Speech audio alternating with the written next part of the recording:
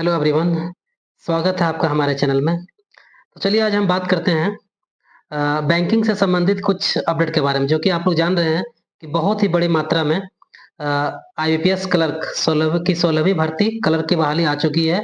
IBPS के through जो बहाली होती है बैंक में क्लर्क की, institute of banking personal selection IPS के माध्यम से जो होती है बहाली, उसका 16वां संस्करण मतलब 16वां बहाली आ गई है। इसके बारे में बात करते हैं, ठीक है?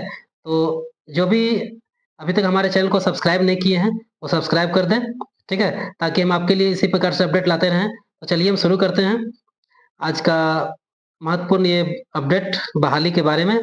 बैंक में क्लर्क की बहाली जो कि आईबीपीएस के माध्यम से होती है, ठीक है? तो चलिए सबसे पहले हम इम्पोर्टेंट डेट्स के बारे में बात करते हैं, ठीक है? महत्वपूर्ण जो तारीखें हैं उनके बारे में बात करते हैं। तो महत्वपूर्ण जो तारीखें हैं तो आप लोग देख सकते हैं आपके सामने online online registration for bye candidate है ना? कैंडिडेट आप रजिस्ट्रेशन का डेट जो दिया गया 1 अगस्त 2026 से 21 अगस्त 2026 तक आप लोग ऑनलाइन आवेदन कर सकते हैं, ठीक है? उसके बाद पेमेंट का जो है payment of application fee, intimation charge जो भी है, फी जो आपको करना वो भी 1 अगस्त से 21 अगस्त तक आप पेमेंट कर सकते हैं इसका, ठीक है? और अगर आपको कुछ करेक्शन करना है ना, मॉडिफाई करना है एप्लीकेशन में, तो उसके जो 21 अगस्त के बाद 2 दिन के लिए ये पोर्टल खुलेगा जिसमें आप सुधार कर सकते हैं, ठीक है? चलिए कंडक्ट ऑफ प्री एग्जामिनेशन, इसमें आपको पता है कि 2 फेज में एग्जाम होती है, पीटी मेंस होती है, ठीक है? तो प्री एग्जामिनेशन ट्रेनिंग पीईटी सितंबर 2026 में होगा, ठीक है? और जो कॉल लेटर आपका डाउनलोड करने का ऑप्शन जो मिलेगा वो सितंबर 2026 में इसका कॉल लेटर आ जाएगा, ठीक है? ऑनलाइन एग्जाम जो प्रिलिमिनरी का एग्जाम जो होगा, पीटी का एग्जाम जो होगा इसका अक्टूबर 2026 में इसका एग्जाम होगा, ठीक है? प्रिलिमिनरी टेस्ट जो होगा पीटी जो होगा इसका अ, अक्टूबर 2026 में होगा, ठीक है? अक्टूबर में हो जाएगा। और हम बात करते हैं रिजल्ट, प्रिलिमिनरी का जो रिजल्ट जो घोषित होगा वो नवंबर 2026 में घोषित कर दिया जाएगा, ठीक है? उसके बाद जो आपका फिर मेंस के लिए मेन एग्जाम के लिए आपका कॉल लेटर डाउनलोड स्टार्ट हो जाएगा। जैसे ही रिजल्ट आएगा आपका कॉल लेटर डाउनलोड होना शुरुआत हो जाएगा नवंबर 2026 से ही, ठीक है? और ऑनलाइन एग्जामिनेशन जो मेन का होगा, मुख्य परीक्षा जो होगी वो दिसंबर में हो जाएगा। दिसंबर 2026 में मेन एग्जाम हो जाएगा इसका, ठीक है? और प्रोविजनल अलॉटमेंट, उसके बाद अलॉटमेंट आपको जो है मार्च 2027 में अलॉटमेंट भी कर दिया जाएगा, ठीक है ना? 2027 में अलॉटमेंट भी कर दिया जाएगा, ठीक है? चलिए अब हम बात करते हैं इसमें कुछ महत्वपूर्ण कुछ इम्पोर्टेंट बातों की बात करेंगे, जैसे कि कौन-कौन सा बैंक इसमें पार्टिसिपेटिंग कर रहा है, ठीक है? आईबीपीएस के माध्यम से। आप देखिए, तो बैंक ऑफ बड़ौदा हो गया, बैंक ऑफ इंडिया हो गया, बैंक ऑफ महाराष्ट्र हो गया, कैनरा बैंक हो गया, सेंट्रल बैंक ऑफ इंडिया हो गया, इंडियन बैंक हो गया, इंडियन ओवरसीज बैंक हो गया, पंजाब नेशनल बैंक हो गया, पंजाब एंड सिंध बैंक हो गया, यूको बैंक हो गया, यूनियन बैंक ऑफ इंडिया हो गया। इतने सारे जो बैंक हैं वो सारे इसमें पार्टिसिपेटिंग करते हैं, ठीक है? मतलब इतने सारे बैंकों में बहाली के लिए आईपीएस क्लर्क के माध्यम से कैंडिडेट को चुना जाता है, ठीक है? और इसमें क्लर्क के पोस्ट पर आपको पदस्थापित किया जाएगा, ठीक है? इन सारे बैंकों में, ठीक है? तो चलिए हम आगे बात कर लेते हैं थोड़ा-सा पे स्केल के बारे में। अगर हम बात करें तो कस्टमर सर्विस एसोसिएट इसका नाम रखा गया है ना, सीएसए क्लर्क कहते हैं वैसे। 24,500 से है ना, ये इसका बेसिक पे है ना? और the CSA will be eligible for allowance and perquisites as per rule of participating bank in force from time to time, मतलब टाइम टू टाइम जो है आपका CSA will be eligible for, मतलब इसमें जो आपका रूल के अनुसार आपको दिया जाएगा, है ना? तो इससे जितने भी पब्लिक सेक्टर के बैंक हैं, मतलब भारत सरकार के अंडर में ये सारे बैंक है, ठीक है? मतलब आप लोग को जानते हैं कि बैंकों का राष्ट्रीयकरण इंदिरा गांधी जी ने किया था, है ना? तो उसी के अनुसार जो है भारत सरकार के अधीन ये सारे बैंक होते हैं, ठीक है? एलिजिबिलिटी क्राइटेरिया अगर हम बात करें, है ना? तो इसमें जो ग्रेजुएशन आपका होना चाहिए, है ना? ग्रेजुएशन पास होना चाहिए। और नागरिकता के बारे में बात करें हम, तो मस्ट बी इंडियन सिटीजन, है ना? और अगर आप नेपाल के हैं, भूटान के हैं, तिब्बत के हैं, है ना? Refugee who came over to India before 1 January 1962 से पहले अगर भारत आए हैं, तो आप भर सकते हैं, ठीक है?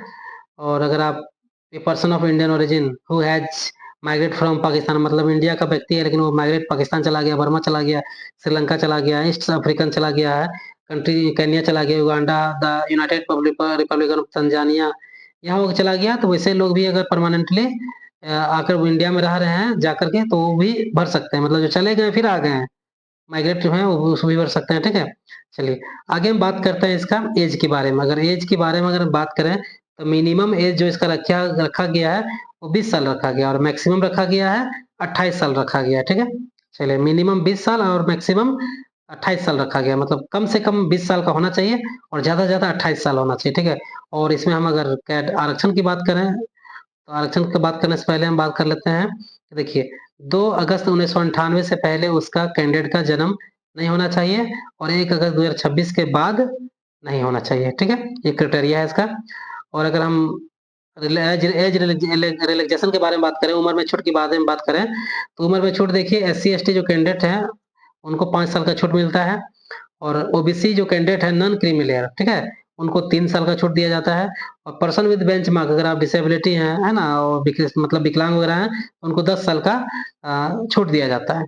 और एक्स सर्विसमैन है डिसेबल्ड, और एक्स सर्विसमैन भी है डिसेबल्ड, एक्स सर्विसमैन है, उनको जो है actual period of service render in the defence देखा जाएगा, उसके बाद उसको 8 साल का उसको छूट दिया जाएगा। उसके अगर S C S T candidate है तो आप कम से कम 50 साल तक उम्र, 50 साल की उम्र तक आप ये फॉर्म डाल सकते हैं, ठीक है।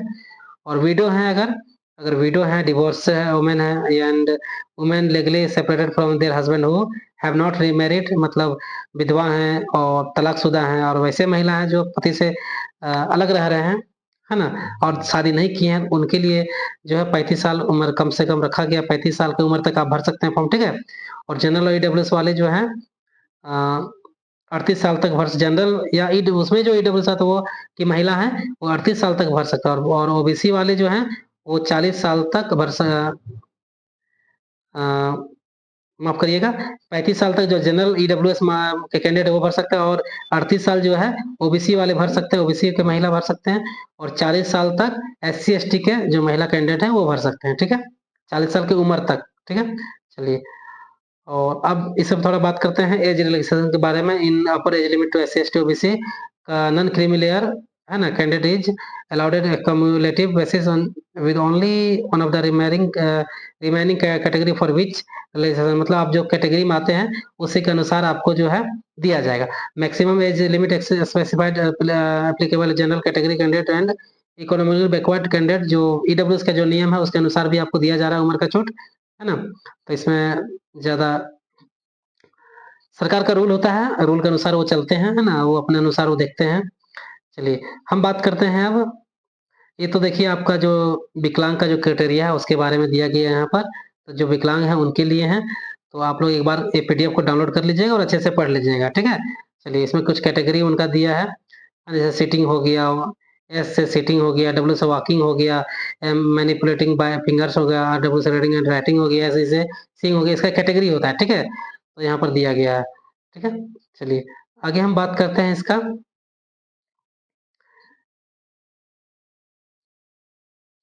अगर देखिए यहाँ भी लिखा गया कि मल्टीपल डिसेबिलिटी हैं और उनके लिए भी कुछ है यहाँ पर, है ना, और हम बात करेंगे आगे। तो सबसे बड़ी बात है कि जो भी बैंक का तैयारी कर रहे हैं कैंडिडेट, है ना, वो जो क्लर्क बनना चाहते हैं बैंक में, वो जल्दी जल्दी फॉर्म को अप्लाई कर दें।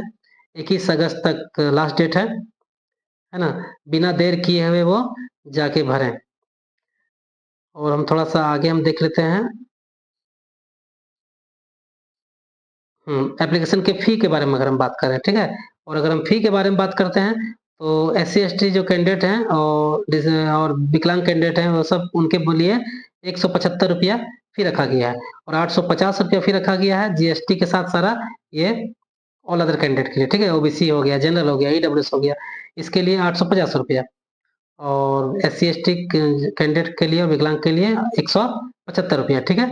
ये फी के बारे में हो गया, है ना। अब हम आगे बात करते हैं प्रिलिमिनरी टेस्ट का जो सिलेबस है उसके बारे में, ठीक है, कितना कितना क्वेश्चन रहता है उसमें, ठीक है, उसका स्ट्रक्चर के बारे में थोड़ा बात करें। देखिए इंग्लिश लैंग्वेज रहेगा, न्यूमेरिकल एबिलिटी रहेगा, रीजनिंग एबिलिटी रहेगा, है ना, पीटी में मतलब इंग्लिश और मैथ रहेगा, रीजनिंग रहेगा, ठीक है। तो नंबर ऑफ क्वेश्चन देखिए, इंग्लिश का क्वेश्चन आपका 30 रहेगा, मैथ का क्वेश्चन 35 रहेगा, रीजनिंग का क्वेश्चन 35 रहेगा, ठीक है। और टोटल जो है 100 क्वेश्चन रहेगा, और इसका जो मार्क्स रहेगा आपका टोटल 100 मार्क्स का रहेगा, ठीक है। इसके लिए आपको 60 मिनट का समय दिया जाएगा, ठीक है। ये रह गया पीटी का सिलेबस। और अब मेन का सिलेबस का अगर हम बात करें, तो मेंस में देखिए जनरल फाइनेंशियल अवेयरनेस के बारे में अगर क्वेश्चन रहेगा तो उसमें 40 क्वेश्चन रहेगा, 50 मार्क्स का रहेगा। और इंग्लिश का अगर बात करें तो इंग्लिश में आपका जो है इंग्लिश में 40 क्वेश्चन रहेगा, 40 मार्क्स का रहेगा, 35 मिनट समय दिया जाएगा।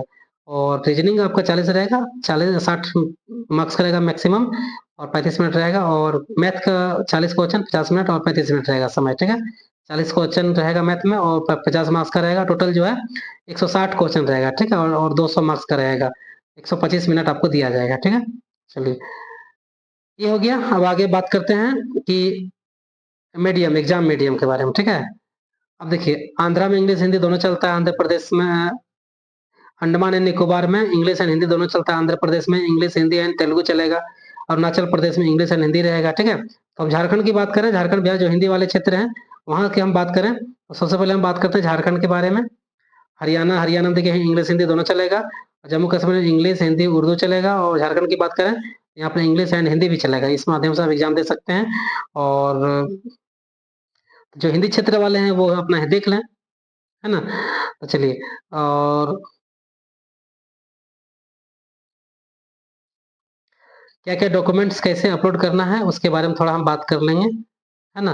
महत्वपूर्ण अपडेट है होता है, उनको पढ़ना बहुत ज़रूरी होता है, उसको जानना। कभी-कभी छात्र जो है फॉर्म भरते वक़्त उसको गलती कर देते हैं कभी-कभी, क्या अपलोड करना है, क्या नहीं अपलोड करना है ना, वो नहीं कर पाते हैं। तो उनके लिए थोड़ा-सा एक बार हम देख लेते हैं।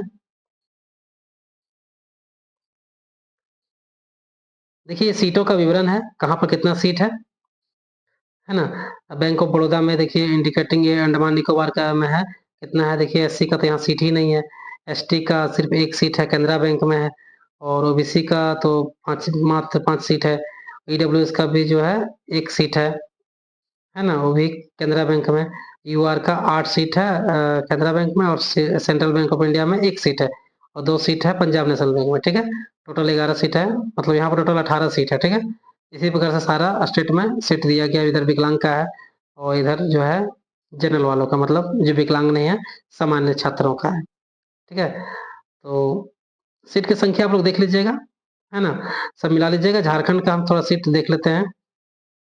झारखंड, देखिए झारखंड की अगर हम बात करें तो एससी कैंडिडेट का 5 सीट है बैंक ऑफ इंडिया में, 1 सीट है बैंक ऑफ महाराष्ट्र में, 8 सीट है कैनरा बैंक में, 2 सीट है सेंट्रल बैंक ऑफ इंडिया में, इंडियन बैंक में 2 सीट है, इंडियन ओवरसीज बैंक में 1 सीट है।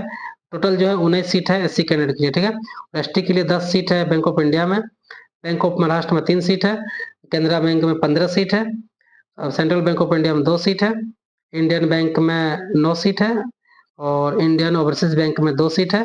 कुल मिलाकर 45 सीट है, ठीक है, इस प्रकार से। और ओबीसी वालों के लिए 21 सीट है, और ईडब्ल्यूएस वालों के लिए 14 सीट है, यूआर के लिए 83 सीट है। तो आप लोग देख लीजिएगा, सीट विवरण मिला लीजिएगा, जौन सा स्टेट में आपको भरना है वो देख लीजिएगा, और चार्ट के माध्यम से अपना देख लीजिएगा और भरिएगा, ठीक है। सभी को मेरी तरफ से शुभकामनाएं हैं, सबका हो जाएगा जो लगे हुए हैं। तो हम अपलोड डॉक्यूमेंट्स अपलोड क्या-क्या करना पड़ता है इसके बारे में थोड़ा-सा हम बात करने वाले थे, ठीक है। इसके बारे में बात करते हैं। देखिए, before applying, online candidate will be required to have a scanned digital image of his photograph। उसका फोटोग्राफ आप पहले स्कैन करके रख लीजिएगा, सिग्नेचर भी रख लीजिएगा, लेफ्ट थंब का इम्प्रेशन भी खोज रहा है, हैंड रिटन डिक्लेरेशन भी चाहिए, और एसएलसी 10th स्टैंडर्ड और इक्विवेलेंट सर्टिफिकेट भी खोज रहा है, ठीक है। और certificate as mention in clause application जो अगर आप भी खोज रहा है, अगर आपको ये जरूरत है तो, है ना। तो फोटोग्राफ का देखिए साइज क्या होना होगा, 4.5 सेंटीमीटर से 3.5 सेंटीमीटर इसका रेशियो रहेगा, ठीक है। और फोटोग्राफ कैप्चर करिएगा, क्लियर होना चाहिए। कैप पहन के खींचिएगा। लेफ्ट थंब इम्प्रेशन सिग्नेचर का जो है 10 से 20 केबी तक सिग्नेचर रहेगा, ठीक है। लेफ्ट थंब इम्प्रेशन का भी जो है 20 से 50 केबी रहेगा, है ना, देख लीजिएगा इसको। 200 डीपीआई में रहेगा, है ना, 200 डीपीआई में रहना चाहिए ये सारा। और हैंड रिटन डिक्लेरेशन जो है वो भी, उसका भी साइज जो 50 से 100 केबी तक साइज है, ठीक है। और जेपीजी में रहेगा ये फॉर्मेट इसका, ठीक है। चलिए, और 800 गुना 400 पिक्सल इन 200 डीपीआई में रहेगा, ठीक है। ये था महत्वपूर्ण अपडेट, ठीक है, आईपीएस से संबंधित। तो जो भी हैं कैंडिडेट जो बैंक का तैयारी कर रहे हैं, उनको मेरे तरफ से बहुत बहुत शुभकामनाएं। आप लोग फॉर्म भरिए, और उम्मीद है सबका रिजल्ट हो जाएगा जो लगे हुए हैं, ठीक है। और इसी प्रकार से अपडेट पाने के लिए हमारे चैनल को सब्सक्राइब जरूर कीजिएगा, ठीक है। और दोस्तों के पास भी शेयर करिएगा, ताकि हम इसी प्रकार से आपके लिए अपडेट लाते रहें, ठीक है। नई नई जो वैकेंसी आती रहेगी, मैं उसका अपडेट लाता रहूंगा, ठीक है। तो ये बहुत बड़ी बहाली है ना? अच्छी खासी वैकेंसी है इसमें, ठीक है? तो आप लोग इसको ज़रूर भरिए, जो बैंक से तैयारी कर रहे हैं, बहुत दिन से लगे हुए हैं, उनके लिए बहुत ही सुनहरा अवसर है, गोल्डन चांस है ये, ठीक है? चलिए ठीक है, अगर आपको आपको हमारा वीडियो ये अच्छा लगा हो, जानकारी अच्छा लगा हो, उपयोगी लगा हो, तो चैनल को सब्सक्राइब ज़रूर कीजिएगा। धन्यवाद, मिलते हैं अगले अपडेट में, अपडेट के साथ कुछ नए अपडेट के साथ।